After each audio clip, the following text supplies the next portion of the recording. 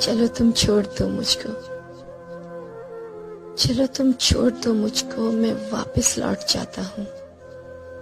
पर तुमको रास्ता बताता हूँ कि अभी वफा के रास्ते से आया हूँ, अब तो किसी के लिए पर आया हूँ।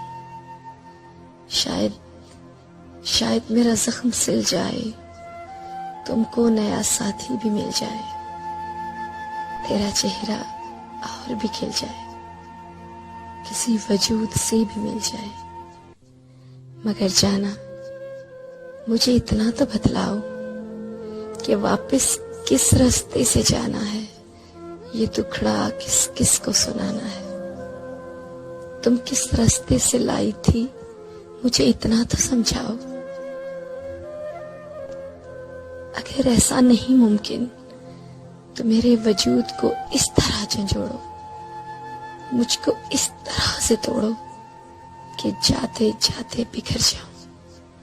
भटकने से तो बेहतर है मैं मर जाऊं।